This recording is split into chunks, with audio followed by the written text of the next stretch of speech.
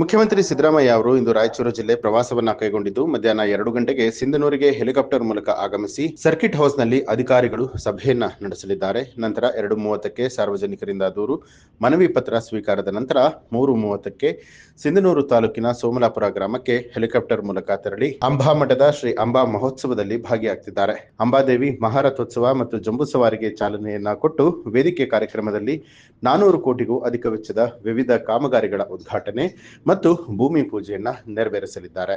ನಾಳೆ 3ನೇ ತಾರೀಕು ಮುಖ್ಯಮಂತ್ರಿಗಳು, ಜಿಲ್ಲಾ ಮಂತ್ರಿಗಳು, ಮುಜರಾಯಿ ಮಂತ್ರಿಗಳು, ಲೋಕೋಪಯೋಗಿ ಮಂತ್ರಿಗಳು ಅಮ್ಮನ ಜಾತ್ರಾ ಮಹೋತ್ಸವಕ್ಕೆ ಆಗಮಿಸಲಿದ್ದು, ತಾಲೂಕು ಆಡಳಿತ,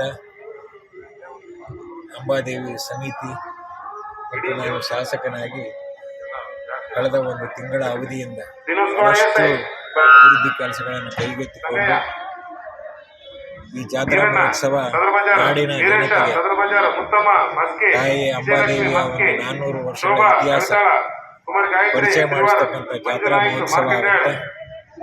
ಸಹಸ್ರಾರು ಸಂಖ್ಯೆಯಲ್ಲಿ ಲಕ್ಷಾನುಗಟ್ಟಲೆ ಭಕ್ತರು ಆಂಧ್ರ, ತೆಲಂಗಾಣ, ಮಹಾರಾಷ್ಟ್ರ, ಕರ್ನಾಟಕ ಭಾಗವಹಿಸಲಿದ್ದು, ಬಂದಿರತಕ್ಕಂಥ ಎಲ್ಲ ಭಕ್ತಾದಿಗಳಿಗೆ ಮೂಲಭೂತ ಸೌಕರ್ಯಗಳನ್ನು ಒದಗಿಸಿ ಒಂದು ಒಳ್ಳೆ ಅತ್ಯುತ್ತಮವಾಗಿ ಜಾತ್ರೆ ನೆರವೇರಿಸಬೇಕು, ಜಾತ್ರೆ ಮಾಡಬೇಕು ಅನ್ನೋ ಮೂಲ ಉದ್ದೇಶ ಇಟ್ಕೊಂಡು ಮಾಡ್ತಾ ಇದ್ದೇವೆ.